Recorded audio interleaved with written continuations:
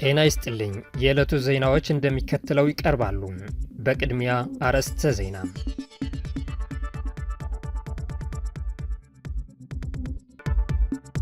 የሱዳኑ ፈጣን ድጋፍ ሰጪ ኃይል ስትራቴጂክ ቦታ መቆጣጠሩን አስታወቀም። ከኢትዮጵያ የ2018 አጠቃላይ በጀት 24 በመቶ ገደማ ለዕዳ ክፍያ የተመደበ ነው ተባለ። በዓለም አቀፍ ደረጃ በጦርነትና ግጭት የተፈናቀሉ ዜጎች 122 ሚሊዮን መድረሱን የተባበሩት መንግስታት የስደተኞች ድርጅት አስታወቀም። ኢትዮ ሞኒተርን ላይክ፣ ሼር እና ሳብስክራይብ እያደረጋችሁት አብራችሁን ቆዩን። የሱዳኑ ፈጣን ድጋፍ ሰጪ ኃይል ከግብፅና ሊቢያ ጋር የሚያዋስነውን ቁልፍ ቦታ መያዙን ገለጸ። የሱዳን ውጭ ጉዳይ ሚኒስትር የሊቢያን አማጽያን የሱዳን ድንበር ጥሶ ጥቃትን ፈጽሞብኛል ሲል መክሰሱ ይታወሳል። የሱዳን ፈጣን ድጋፍ ሰጪ ኃይሎች አርኤስኤፍ ትላንት እንደገለጹት ተዋጊዎቻቸው ከግብፅና ከሊቢያ ጋር በሚያዋስኑት ድንበር ላይ የሚገኘውን ስትራቴጂካዊ ቀጠና ተቆጣጥሯል። የሱዳን ጦር ኃይል በበኩሉ ከአካባቢው መውጣቱን አስታውቋል። የሰራዊቱ ቃል አቀባይ ነቢል አብደላህ በሰጡት መግለጫ የእኛ ኃይሎች ጥቃቱን ለመመከት ባደረገው የመከላከያ ዝግጅት አካል ዛሬ በሱዳን በግብፅና በሊቢያ መካከል ያለውን ድንበር የሚመለከተውን የሶስት ማዕዘን አካባቢ ለቆ ወጥቷል ብሏል። አርኤስኤፍ እንዳስታወቀው ግን ስትራቴጂካውን የሶስት ማዕዘን አካባቢ ነጻ አውጥተናል ሲል የመንግስት ሰራዊት ኃይሎች ከባድ ኪሳራ ከደረሰባቸው በኋላ ወደ ደቡብ አቅጣጫ አፈግፍገዋል ብሏል። ይህ ሁኔታ የተከሰተው የሱዳን ሰራዊት የምስራቅ ሊቢያ አዛዥ የሆኑት ካሊ ሀፍታር ከአርኤስኤፍ ጎን ለጎን ድንበር ዘለል ጥቃት ፈጽሟል በማለት ከከሰሰ ከአንድ ቀን በኋላ ነው። በሱዳን ላይ ግልጽ የሆነ ወረራ ተፈጽመዋል ያለው የሱዳን የውጭ ጉዳይ ሚኒስቴር የተባበሩት አረብ ኤሚሬትስ ጥቃቱን እንደደገፈች በመግለጽ ድርጊቱን አደገኛ መባባስና የዓለም አቀፍ ሕጎች ጥሰትን አጉልቶ ያሳየ ሲል ገልጾታል። በዓለም አቀፍ ደረጃ በጦርነትና ግጭት የተፈናቀሉ ዜጎች 122 ሚሊዮን መድረሱን የተባበሩት መንግስታት የስደተኞች ድርጅት አስታወቀ። በሱዳንና ዩክሬን ባሉ የረጅም ጊዜ ግጭቶች ሳቢያ በዓለም ላይ በጦርነትና በስደት የተፈናቀሉ ሰዎች ቁጥር ከ122 ሚሊዮን በላይ ሆኖ ቆይቷል ሲል የመንግስታቱ ድርጅት የስደተኞች ከፍተኛ ኮሚሽን ዛሬ አስታውቋል። በዓለም አቀፍ ደረጃ ከመኖሪያ ቤታቸው በግዳጅ የተፈናቀሉ ሰዎች ቁጥር ከተመዘገበው ከፍተኛ በመጠኑ ቢቀንስም አሁንም ከፍተኛ ነው ሲል የተባበሩት መንግስታት ድርጅት ገልጿል። እንደ አውሮፓውያን አቆጣጠር በ2024 መጨረሻ በዓለም ዙሪያ 123.2 ሚሊዮን ሰዎች ከቤት ንብረታቸው በግዳጅ መፈናቀላቸውን የተባበሩት መንግስታት የስደተኞች ኤጀንሲ አስታውቋል። ነገር ግን ይህ አሃዝ በዚህ ዓመት በሚያዝያ ወር መጨረሻ ወደ 122.1 ሚሊዮን ዝቅ ማለቱን የጠቀሰው የኤጀንሲው ሪፖርት ይህም ሶሪያውያን ከብዙ ዓመታት ብጥብጥ በኋላ ወደ ሀገራቸው መመለስ መጀመራቸው ነው ብሏል። ወደ 2 ሚሊዮን የሚጠጉ ሶሪያውያን ከውጭ ወደ ሀገራቸው መመለስ መቻላቸው ሪፖርቱ አመልክቷል። ነገር ግን ኤጀንሲው አስጠንቅቋል። በዓለም አቀፍ ደረጃ ታላላቅ ግጭቶች ከተከሰቱ አሃዙ እንደገና ሊጨምር እንደሚችል ስጋቱ ገልጿል። ኤጀንሲው እንዳለው በዓለም አቀፍ ደረጃ በጦርነት በአመፅና በስደት የተፈናቀሉ ሰዎች ቁጥር አሁን ከሚገመት በላይ ከፍተኛ ነው ብሏል። የመንግስታቱ ድርጅት የስደተኞች ከፍተኛ ኮሚሽነር ፊሊፕ ግራንዲ አሁን የምንኖረው በዓለም አቀፍ ግንኙነቶች ውስጥ ከፍተኛ ተለዋዋጭነት ባለበት ወቅት ላይ ነው።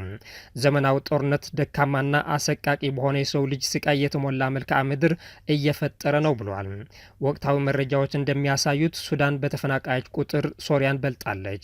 በግንቦት ወር አጋማሽ ከአሳድ ስርዓት ውድቀት ወዲህ ከ500 ሺህ በላይ ሶሪያውያን ወደ ሀገራቸው የተመለሱ ሲሆን 1.2 ሚሊዮን የሚገመቱ ተፈናቃዮች ደግሞ ከህዳር ወር መጨረሻ ጀምሮ ወደ ቀያቸው ተመልሰዋል። የተባበሩት መንግስታት ድርጅት የስደተኞች ከፍተኛ ኮሚሽን እንዳለው በ2025 መጨረሻ እስከ 1.5 ሚሊዮን ሶሪያውያን ተፈናቃዮች ሊመለሱ እንደሚችሉ ይገመታል። በአሁኑ ወቅት ሱዳን 14.3 ሚሊዮን ስደተኞች እና ተፈናቃዮች በማስመዝገብ ከዓለም ቀዳሚ ስትሆን ሶሪያ 13.5 ሚሊዮን፣ አፍጋኒስታን 10.3 ሚሊዮን፣ ዩክሬን 8.8 ሚሊዮን ስደተኞች በማስመዝገብ በዓለም በቀደም ተከተል ተቀምጧል። ስደትን፣ ግጭትን፣ ብጥብጥን፣ የሰብአዊ መብት ረገጣንና የህዝብን ጸጥታ በከፍተኛ ደረጃ የሚያውኩ ሁኔቶችን ለመሸሽ እየተገደዱ ሰዎች ቁጥር ባለፉት 10 ዓመታት በእጥፍ ጨምሯል። ባለፈው ዓመት መጨረሻ ላይ በዓለም አቀፍ ደረጃ የ123.2 ሚሊዮን ተፈናቃዮች አሃዝ ከ2023 መጨረሻ ጋር ሲነጻጸር በ7 ሚሊዮን ከፍ ብሏል። በዓለም አቀፍ ደረጃ ከ67 ሰዎች አንዱ በ2024 መጨረሻ ላይ በግዳጅ ተፈናቅሏል ሲል ኮሚሽኑ አስታውቋል። በአጠቃላይ 9.8 ሚሊዮን በግዳጅ የተፈናቀሉ ዜጎች በ2024 ወደ ሀገራቸው እንደተመለሱ ሪፖርቱ አመልክቷል። በአሁኑ ጊዜ 2/3 ስደተኞች በጎረቤት ሀገራት እንደሚኖሩ የጠቆመው ሪፖርቱ በኢራን 3.5 ሚሊዮን፣ ቱርክ 2.9 ሚሊዮን፣ ኮሎምቢያ 2.8 ሚሊዮን፣ ጀርመን 2.7 ሚሊዮን እና ኡጋንዳ 1.8 ሚሊዮን ከፍተኛ ስደተኞችን ቁጥር የሚያስተናግዱ አገሮች ናቸው። ከኢትዮጵያ የ2018 አጠቃላይ በጀት 24 በመቶ ገደማ ለዕዳ ክፍያ የተመደበ ነው ተባለ። ከ2018 የኢትዮጵያ 1.93 ትሪሊዮን ብር በጀት 463 ቢሊዮን ብር ለዕዳ ክፍያ መመደው የገንዘብ ሚኒስቴር አስታውቋል። የኢትዮጵያ ባለስልጣናት የተሟላ የሚሉትን የኢኮኖሚ ማሻሻያ ላይ ያተኮረው በጀት ለአዳዲስ ፕሮጀክቶች ገንዘብ አለመመደውም ታውቋል። የኢትዮጵያ መንግስት ለ2018 ካዘጋጀው 1.93 ትሪሊዮን ብር በጀት 463 ቢሊዮን ብር ለዕዳ ክፍያ እንዲውል መድቧል።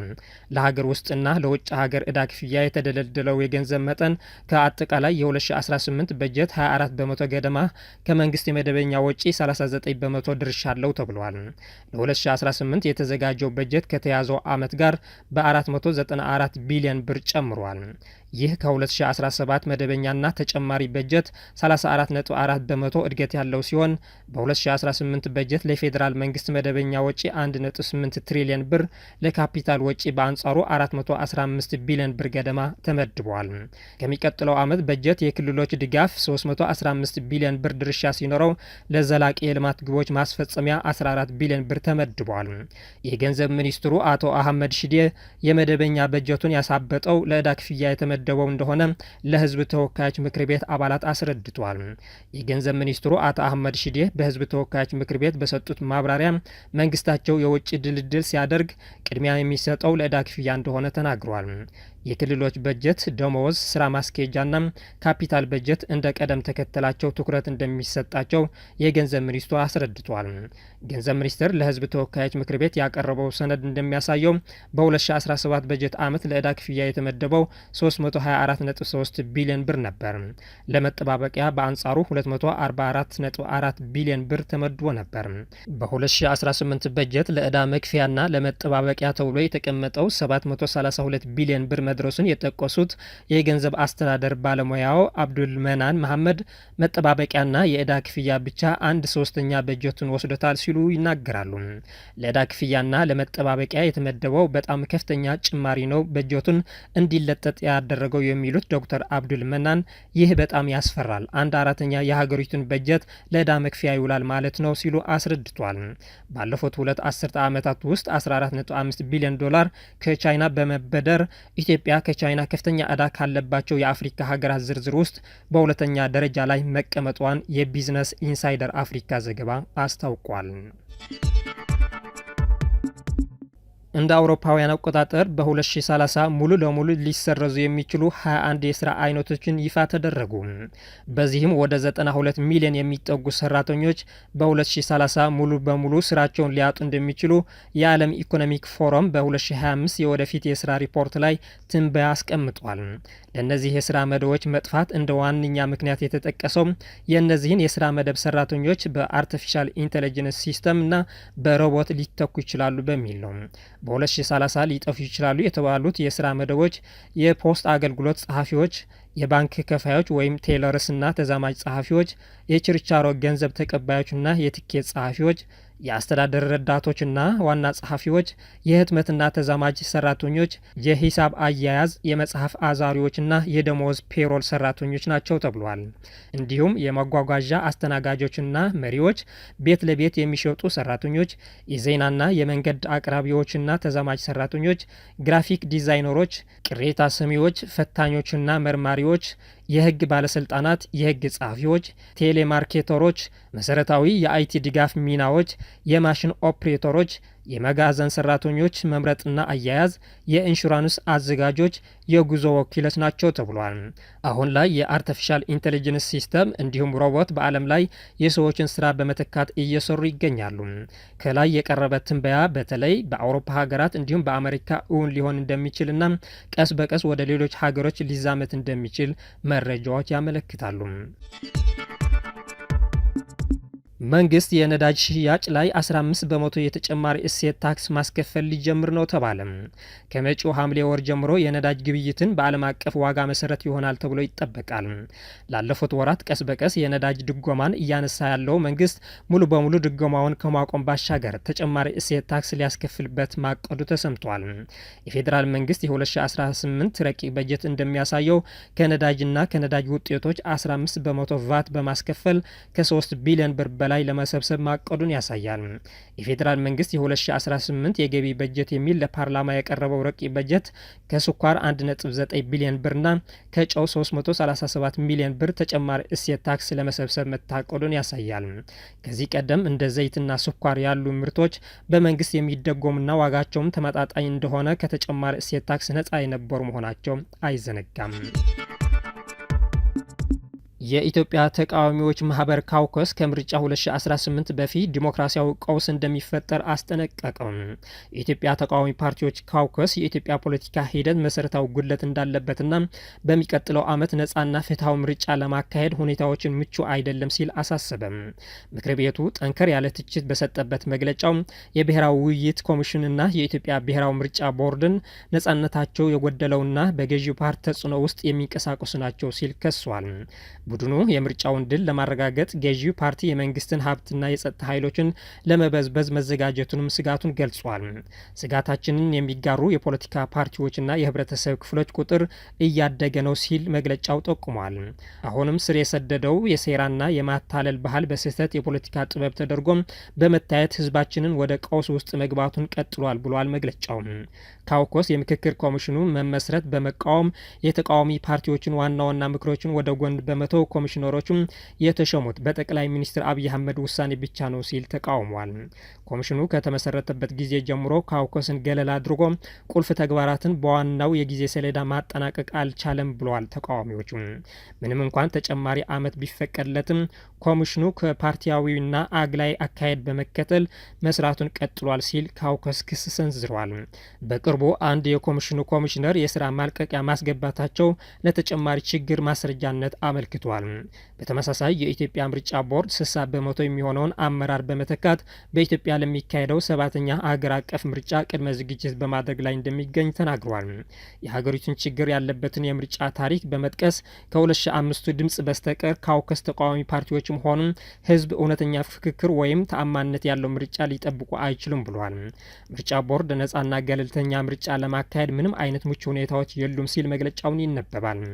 ገዢው ፓርቲ በምርጫ ማጭበርበርና በመንግስት የጸጥታ ኃይሎችን ከለመደው አንጻር ሁኔታውን ሀገሪቱን ወደ ሌላ አደጋና ትርምስ ውስጥ ሊያስገባት ይችላል። ካውከስ ገለልተኛና ዲሞክራሲያዊ ተቋማት ነን የሚሉ ወደ ገዢው መንግስት መሳሪያነት ተለውጧል። አሁን ካለው ሁኔታ ጥቅም ለማግኘት በጥቅም ላይ መዋል ተችሏል። የኢትዮጵያ መራጮች፣ የዲሞክራሲ ተሟጓቾች፣ ሚዲያዎች፣ የሲቪክ ማህበራትና የዓለም አቀፍ ማህበረሰብ ሁኔታውን በቅርበት እንዲከታተሉና ከኢትዮጵያ ህዝብ ጎን እንዲቆሙ የተቃዋሚ ቡድን ጥሪ አቅርቧል። ከልማዳዊ መጠላለፍ ሰንሰለት እንላቀቅና የመገዛትን አዙሪት እናፍርስ ሲል መግለጫው አሳስቧል። ህብረቱ ማስጠንቀቂያው የሰጠው ኢትዮጵያ ከፍተኛ የፖለቲካ አለመረጋጋት፣ በተለያዩ ክልሎች እየተከሰቱ ያሉ ግጭቶችና ደካማ ማህበራዊና ኢኮኖሚያዊ ሁኔታ ውስጥ ባለችበት ወቅት ነው። ተቺዎቹ ትልቅ ማሻሻያ ካልተደረገ መጪው ምርጫ የሀገሪቱን ቀውሶች ከመፍታት ይልቅ ሊያባብሰው እንደሚችል አስጠንቅቋል። ለዛሬ ያዘጋጀናቸው መረጃዎች እነዚህ ይመስሉ ነበር። ስለተከታተላችሁን እናመሰግናለን። መልካም ጊዜም